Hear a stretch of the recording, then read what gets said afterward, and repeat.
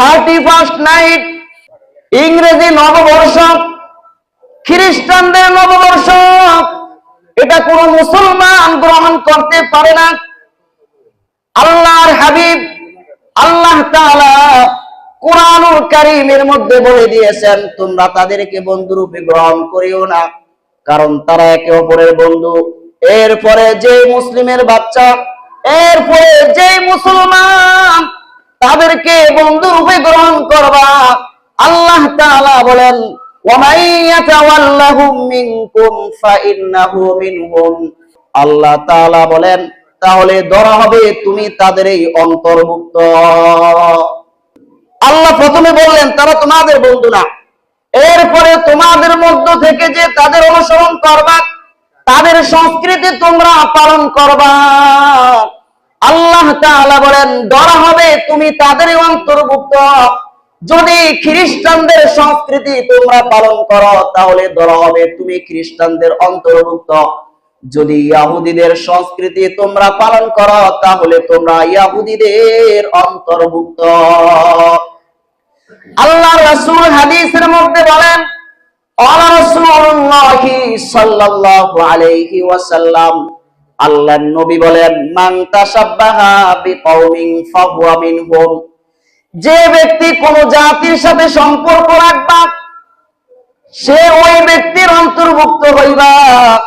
কেউ যদি খ্রিস্টানের সাথে সম্পর্ক রাখে সে খ্রিস্টানের অন্তর্ভুক্ত হইবা, ইহুদির সাথে সম্পর্ক রাখলে ইহুদিদের অন্তর্ভুক্ত হয়ে যাইবা। সম্মানিত হাজিরিন, আজকের আলোচ্য বিষয় হলো ইংরেজি নববর্ষ ও খ্রিস্টীয় সংস্কৃতি 31st নাইট সম্পর্কে। 1 জানুয়ারি আমাদের সামনে আসন্ন ইংরেজি নববর্ষ। বিশ্বজুড়ে খ্রিস্টান সম্প্রদায়ের লোকেরা নানা রকম আয়োজনের মধ্য দিয়ে 1 নববর্ষকে তারা বরণ করে নেন। তারা যেভাবে 1 জানুয়ারিকে যেভাবে তারা বরণ করে, যেভাবে তারা 31st নাইট উদযাপন করে, তার অনন্য একটা বৈশিষ্ট্য হলো আতশবাজি, ফটকাবাজি, মদ্যপান, নৃত্য পরিবেশন, গান বাজনা ও নানা রকম খাবারের আয়োজনের মধ্য দিয়ে তারা ইংরেজি নববর্ষকে উদযাপন করে।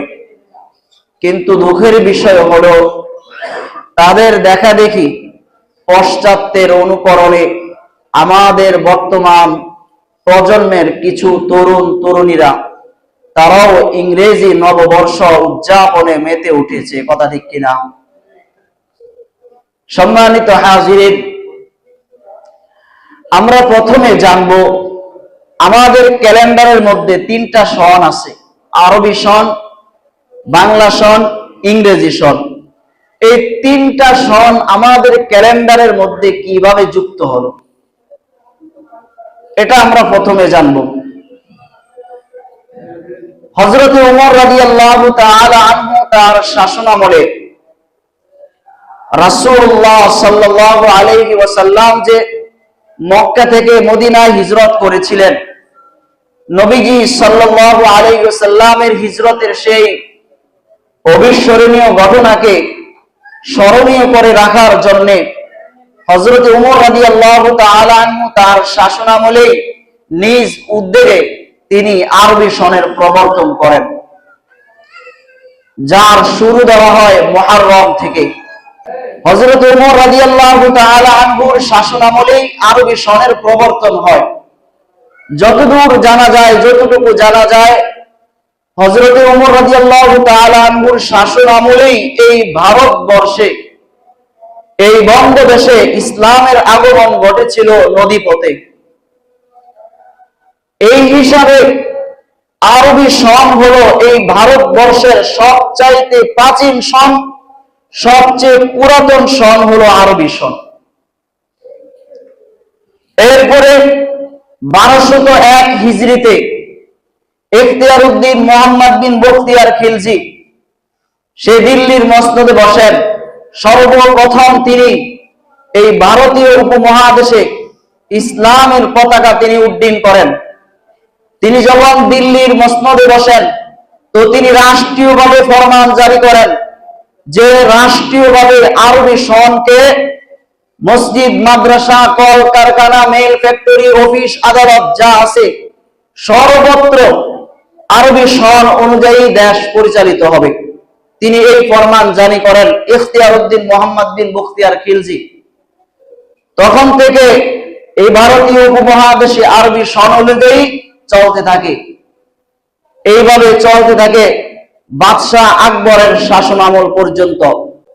বাদশাহ আকবর 963 হিজরি 16 মার্চ 1585 ইং তার বাবা হুমায়ুনের মৃত্যুর পরে উত্তরাধিকারী সূত্রে বাদশাহ আকবর সে দিল্লির মসনদে বসেন।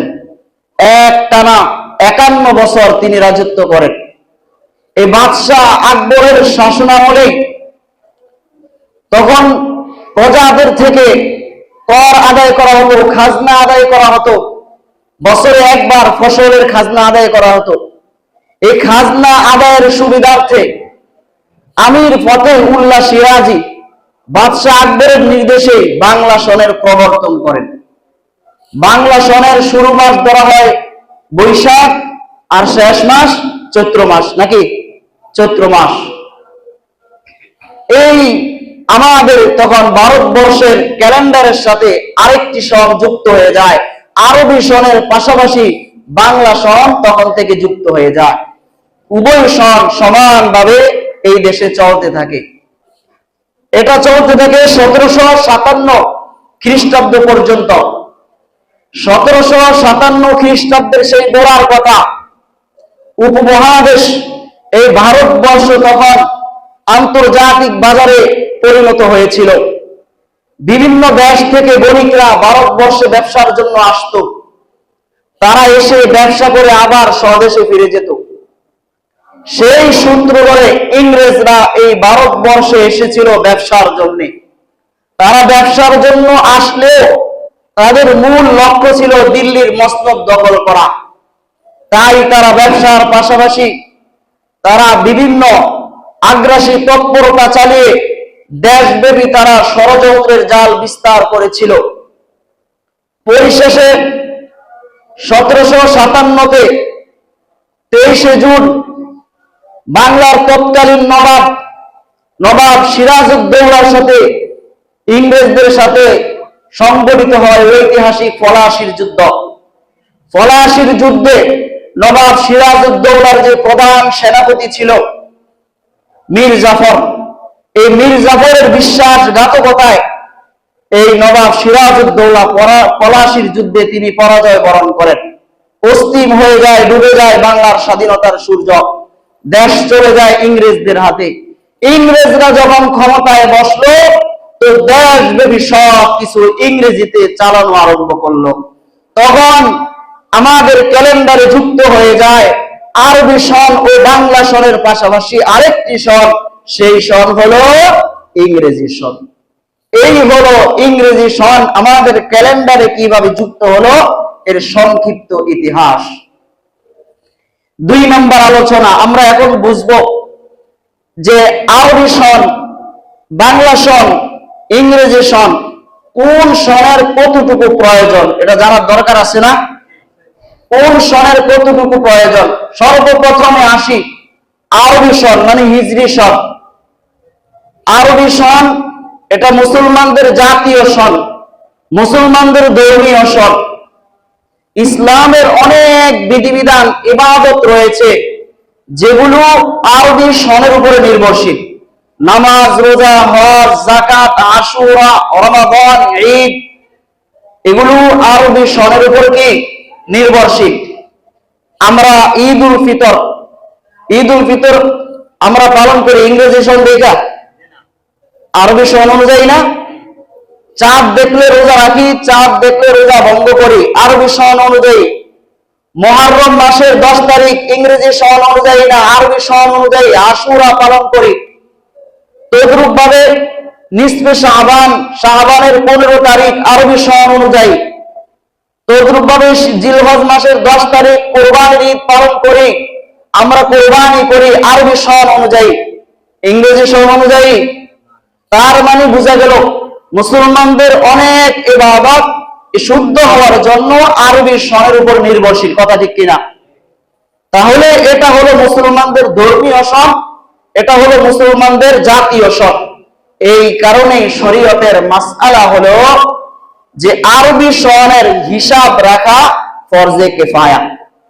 ফরজে কিফায়া মানে কিছু লোক যদি এর হিসাব রাখে তো সকলের পক্ষ থেকে আদায় হয়ে যায়।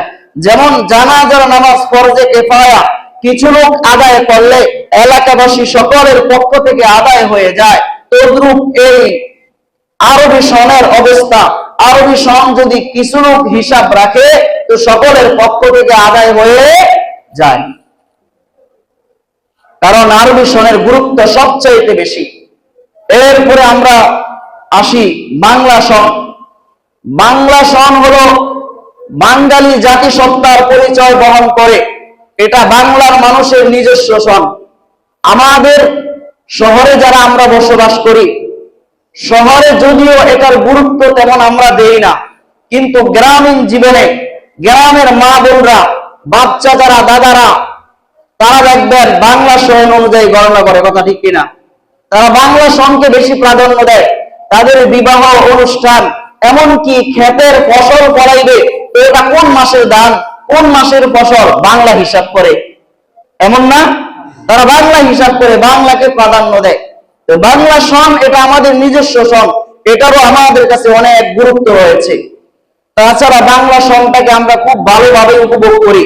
যেমন বাংলা সনের বাংলা মাসের যদি বৈশাখ জ্যৈষ্ঠ আসে তো আমরা সবাই চিনি যে বৈশাখ জ্যৈষ্ঠ মাসে আম কাঁঠাল পাকে, কথা ঠিক কিনা? আম কাঁঠালের সন, হ্যাঁ, আম কাঁঠালের মাস। আবার যদি আপনার মাঘ এবং পৌষ আসে তো সবাই জানি এটা শীতের মৌসুম, আমরা শীতের পিঠা খাই অথবা শীতের রস পান করি, বিভিন্ন ভাবে শীতটাকেও আমরা কি উপভোগ করি। এরপরে অগ্রহায়ণে আমরা ক্ষেতের ফসল ঘরে তুলি, কথা ঠিক কিনা? চৈত্র মাসে বেল পাকে, ভাদ্র মাসে কি হয়? তাল পাকে। সব মিলিয়ে বাংলা সনটাকেও আমরা কি খুব ভালোভাবেই উপভোগ করি। তাহলে এটা হলো আমাদের নিজস্ব সন। তাহলে এটার প্রয়োজন আছে কি নাই? আছে। এরপরে আসেন ইংরেজি সন, এটা খুব ভালোভাবে বুঝছেন। ইংরেজি সনের সাথে আমাদের ধর্মীয় কোনো সম্পর্ক নাই। এমন কোন হুকুম আহকাম আছে যে সেটা ইংরেজি তারিখ অনুযায়ী হয়? আছে কোন? মুহররমের 10 তারিখ ইংরেজি সন অনুযায়ী, আশুরা, তারপরে নিসফে শাবান, হ্যাঁ, ইংরেজি সন অনুযায়ী না। তাহলে ইংরেজি সনের সাথে আমাদের ধর্মীয় কোনো সম্পর্ক নাই। জাতিগত কোনো সম্পর্ক আছে? আমরা বাঙালি জাতি, আমাদের বাংলা সন হলো আমাদের জাতিগত সন, কথা ঠিক কিনা? তাহলে ধর্মীয় সনেরও ইংরেজির সাথে ধর্মেরও কোনো সম্পর্ক নাই। আমরা বাঙালি জাতি হিসাবে বাংলাদেশের জাতিরও কোনো সম্পর্ক নাই। আছে কি? জাগতিক সম্পর্ক। জাগতিক সম্পর্ক রয়েছে। যেমন এখন বিশ্ববাজারে, আন্তর্জাতিক বাজারে সবকিছু ইংরেজি অনুযায়ী চলে, কথা ঠিক কিনা? সেই হিসাবে আমরা ইংরেজির মুখাপেক্ষী। এখন আমাদের ইংরেজি প্রয়োজন, ইংরেজি সনের প্রয়োজন। আন্তর্জাতিক বাজারে যেহেতু ইংরেজি চলে, সেই হিসাবে আমাদের জাগতিক দুনিয়াতে চলাফেরা করার জন্য আমরা ইংরেজি সনের মুখাপেক্ষী, কথা ঠিক কিনা? তাহলে যেই জিনিসের মুখাপেক্ষী আমরা, ওই জিনিসকে এটা আমাদের প্রয়োজন, জরুরত। আর শরীয়তের উসুল হলো প্রয়োজনকে প্রয়োজন মাফিক ব্যবহার করা, তার চাইতে বেশি না। বুঝছেন? প্রয়োজনকে প্রয়োজন মাফিক ব্যবহার করা, যতটুকু প্রয়োজন এতটুকুই এটার গুরুত্ব দেওয়া, এর বেশি না। বিশ্ববাজারে দুনিয়াতে আমাদের অফিস আদালত যেহেতু ইংরেজি সন অনুযায়ী চলে, এই জন্য দেশে চলতে হলে ইংরেজি সনের প্রয়োজন। অতএব ইংরেজি সনকে আমরা এতটুকুই গুরুত্ব দিব যতটুকু আমাদের প্রয়োজন, এর বেশি না, কথা ঠিক কিনা? ইংরেজি সনকে, কারণ এই ইংরেজি সন ঢুকায় দিছে কারা? খ্রিস্টানরা, ইংরেজরা, কথা ঠিক কিনা? এই জন্য এটাকে এতটুকুই গুরুত্ব দিব। এরপরে আসেন ইংরেজি নববর্ষ, 3 নং আলোচনা। ইংরেজি নববর্ষ, 31st নাইট অথবা হ্যাপি নিউ ইয়ার, নতুন বছর নাকি, এটা আমরা পালন করতে পারবো কিনা? আপনারা আমার আলোচনা বুঝে থাকলে বলেন, এই সন কারা আমাদের দেশে ঢুকাইছে? ইংরেজরা। ইংরেজি সন শুরু হয় যিশু খ্রিস্টের জন্ম থেকে। এটা খ্রিস্টানদের জাতীয় সন। যে সন হলো খ্রিস্টানদের জাতীয় সন, ওই সনের নববর্ষ খ্রিস্টানদের জাতীয় নববর্ষ। এটা খ্রিস্টানদের সংস্কৃতি। আর খ্রিস্টানদের কোন সংস্কৃতি কোন মুসলমান কখনো পালন করতে পারে না। এখানে ওয়াজ শেষ। এরপরে যা বলবো সবকিছু এটা থেকে বলবো, ওয়াজ এখানেই শেষ। তো মুসলমান সে কখনো ইংরেজদের সংস্কৃতি সে গ্রহণ করতে পারে না, খ্রিস্টানদের সংস্কৃতি সে গ্রহণ করতে পারে না। কারণ ইহুদি খ্রিস্টানরা তারা হলো আমাদের শত্রু। আল্লাহ কোরআনুল কারীমের মধ্যে স্পষ্টভাবে ঘোষণা করেছেন, ইয়া আইয়ুহাল্লাযীনা আমানু লা তাত্তাখিযু আদুওয়ি ওয়া আদুওয়াকুম, হে ঈমানদারগণ, তোমরা আমার শত্রু এবং তোমাদের শত্রুকে আউলিয়া, বন্ধুরূপে গ্রহণ করিও না। তারা হলো আমাদের শত্রু। তারা আমাদের কি? ইহুদি খ্রিস্টানরা আমাদের শত্রু। আমি বলছি নাকি আল্লাহ বলেছেন? তাহলে আপনি শত্রুর সংস্কৃতি কিভাবে গ্রহণ করবেন বলেন? তারা আমাদের শত্রু, আল্লাহ বলেছেন। আল্লাহ বলেন তারা আমার শত্রু না, শুধু তোমাদের শত্রু। তাহলে যারা আমার শত্রু, তোমাদের শত্রু, তাদের সংস্কৃতি পালন করা যাবে? তাদের সংস্কৃতি পালন করা যাবে না। আল্লাহ তাআলা কোরআনুল কারীমের মধ্যে বলেছেন, সূরাতুল মাইদার 51 নং আয়াতে আল্লাহ বলেন, ইয়া আইয়ুহাল্লাযীনা আমানু লা তাত্তাখিযুল ইয়াহুদা ওয়ান নাসারা আউলিয়া। আল্লাহ তাআলা বলেন, হে ঈমানদারেরা, লা তাত্তাখিযুল ইয়াহুদা ওয়ান নাসারা আউলিয়া, তোমরা ইহুদি খ্রিস্টানদেরকে বন্ধুরূপে গ্রহণ করিও না।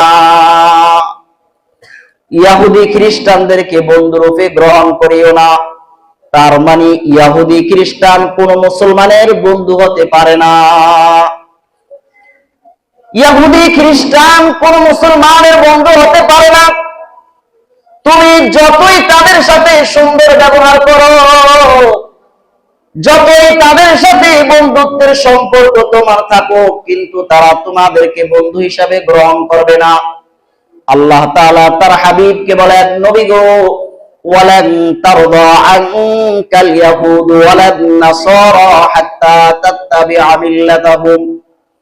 হাবিব আমার, তারা আপনার প্রতি সন্তুষ্ট হবে না যতক্ষণ পর্যন্ত আপনি তাদের ধর্ম গ্রহণ না করবেন, যতক্ষণ পর্যন্ত আপনি তাদের রীতিনীতি অনুসরণ না করবেন, ততক্ষণ পর্যন্ত তারা আপনার প্রতি সন্তুষ্ট হবে না। তুমি যতই তাদেরকে বন্ধু ভাবো, তারা তোমাকে কখনো বন্ধু ভাবে না। আল্লাহ তাআলা বলেন, তারা কাকে বন্ধু ভাবে জানো নি? আল্লাহ তাআলা বলেন, বাদুহুম আউলিয়াউ বাদ। আল্লাহ তাআলা বলেন তারা একে অপরের বন্ধু। আমি বলেছি নাকি আল্লাহ বলেছেন? চিল্লায়া বলেন, কে বলেছেন? আল্লাহ বলেছেন, বাদুহুম আউলিয়াউ বাদ, তারা একে অপরের বন্ধু। খ্রিস্টান খ্রিস্টানের বন্ধু, ইহুদি ইহুদিদের বন্ধু, খ্রিস্টান ইহুদিদের বন্ধু, ইহুদি খ্রিস্টানদের বন্ধু। তারা একে অপরের বন্ধু, কিন্তু তারা তোমাদের বন্ধু না। তারা যদি তোমাদের বন্ধু হইতো, তাহলে ওই যে ফিলিস্তিনে তারা তোমাদেরকে এইভাবে হত্যা করতো না। ফিলিস্তিনের জমিনকে মাকবারায়, কবরস্থানে পরিণত করে দিয়েছে, কথা ঠিক কিনা?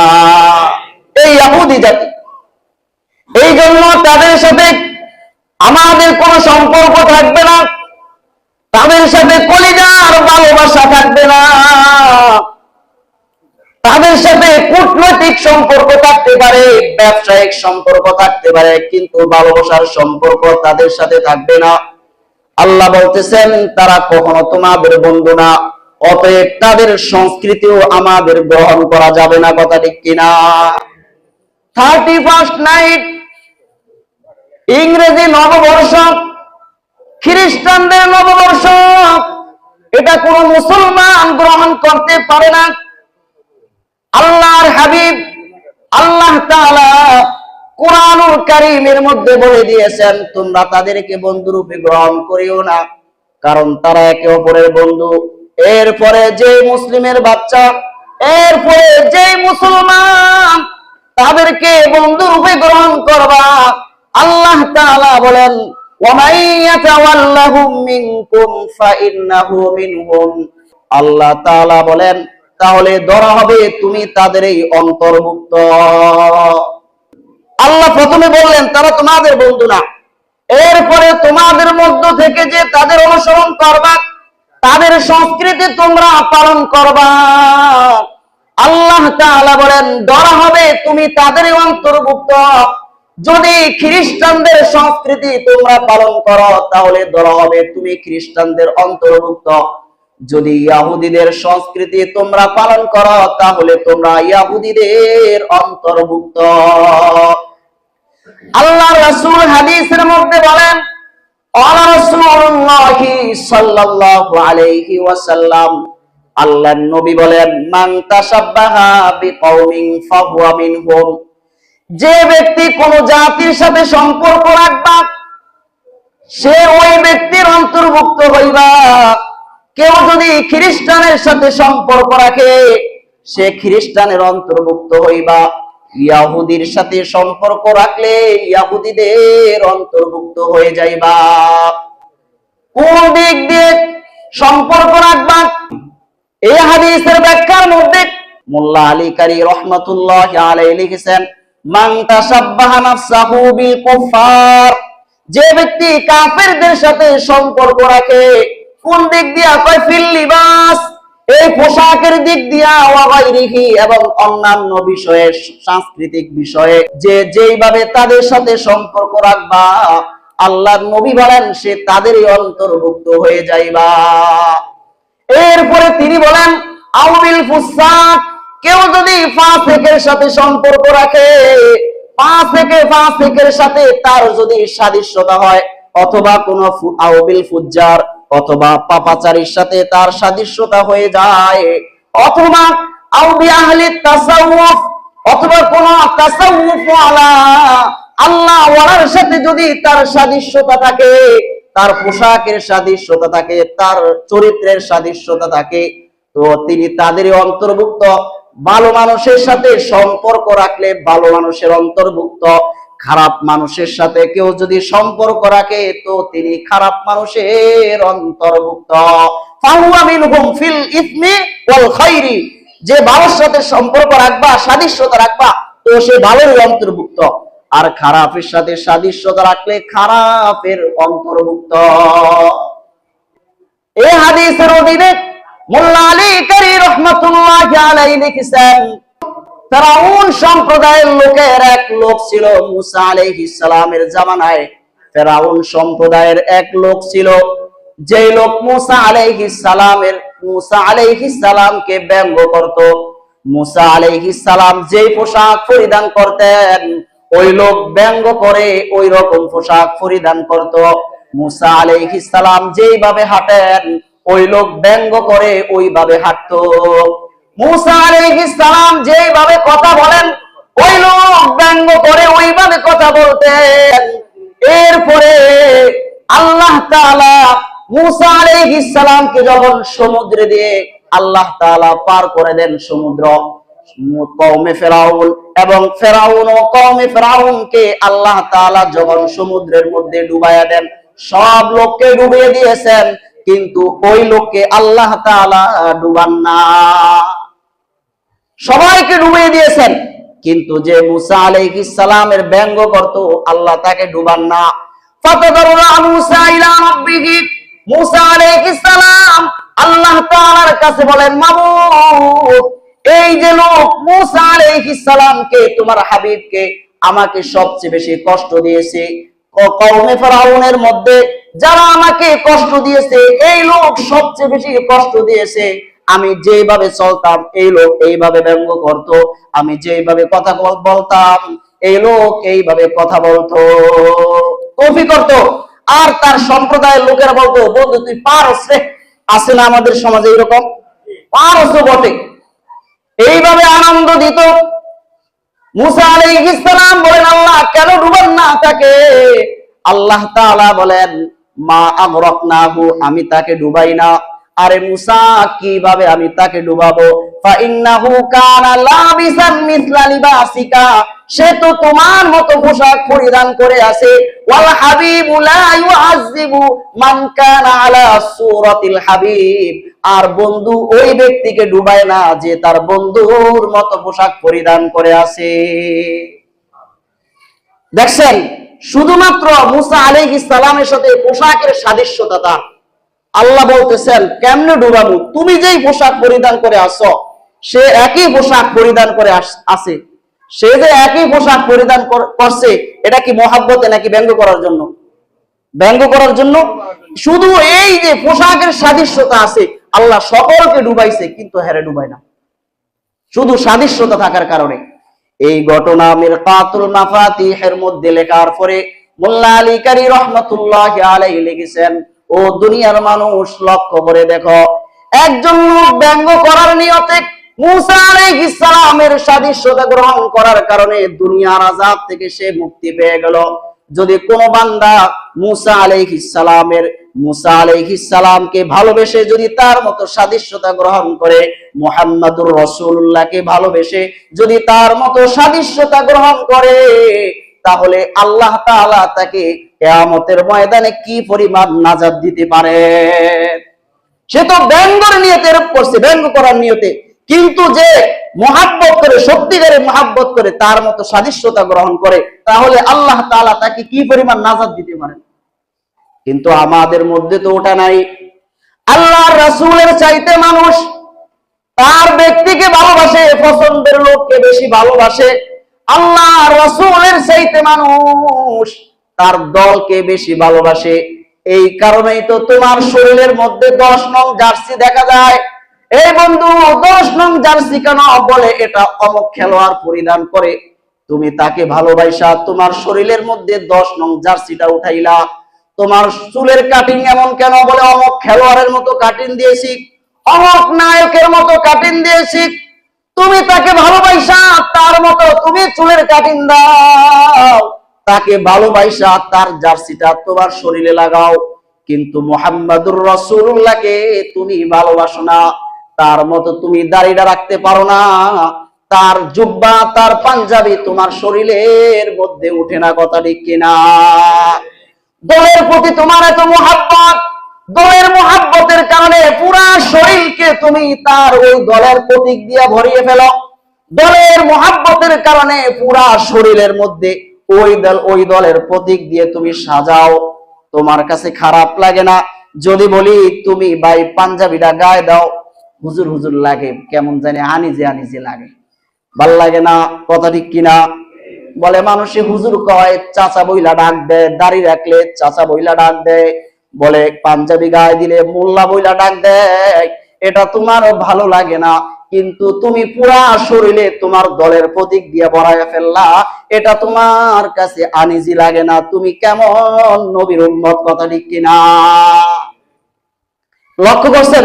এমনই তো, দলের প্রতি এত মহাব্বত, দলের পতাকা দিয়া পুরা শরীর শেষ, কিন্তু তুমি পাঞ্জাবি গায়ে দিতে পারো না, টুপি মাথায় দিতে পারো না, মোল্লা করে ডাক দেয় নাকি মানুষ। আল্লাহর নবী বলেন, লা ইউমিনু আহাদুকুম হাত্তা আকুনা আহাব্বা ইলাইহি মিন ওয়ালিদিহি ওয়া ওয়ালাদিহি ওয়ান নাসি আজমাইন।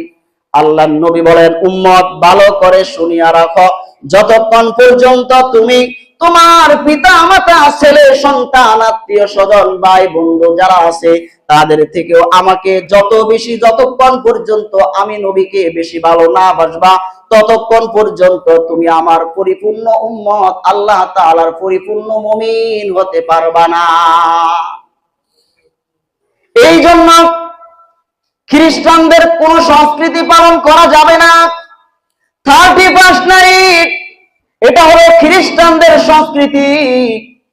খ্রিস্টানদের বিরোধিতার কথা বলা হয়েছে।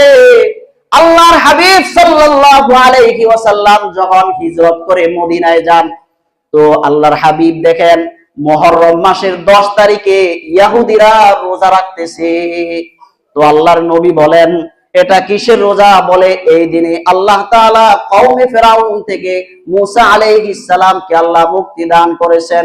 এই কারণে আমরা মুসা নবীর উম্মত হয়ে শুকরিয়া স্বরূপ এই দিনে রোজা রাখি। আল্লাহর নবী বলেন নাহনু আহাক্কু বিমুসা, আল্লাহর নবী বলেন আমি মুসা আলাইহিস সালামের ভাই মুসা আলাইহিস সালামের অনুসরণের অধিক হকদার রাখি। ফাসামাহু ওয়া আমারা বিসিয়ামিহি, আল্লাহর নবী রোজা রাখলেন, সাহাবায়ে কেরামকেও রোজা রাখার আদেশ দিলেন। আল্লাহর নবী বলেন সাহাবায়ে কেরাম তারা একদিন রোজা রাখে তাদের বিরোধিতা করো, তারা একদিন রোজা রাখে তোমরা 2 দিন রোজা রাখো। খালিফু ফীহিল ইয়াহুদ, রোজা রাখার ক্ষেত্রে ইহুদিদের বিরোধিতা করো। চিন্তা করছেন রোজা তাদের সাথে মিলে যায়, নবীজি বলেন তাদের বিরোধিতা করো ইবাদতের মধ্যে যাতে তাদের সাথে মিলে না যায়। আর তুমি সংস্কৃতি পালন করতেছো 31 নাইট, এটা তো বহুদিনের কথা। নবীজি ইবাদতের মধ্যে মিল হয়ে যায়, এই কারণে নবীজি বলছেন বিরোধিতা করো। তারা একদিন রোজা রাখে তুমি 2 দিন রোজা রাখো।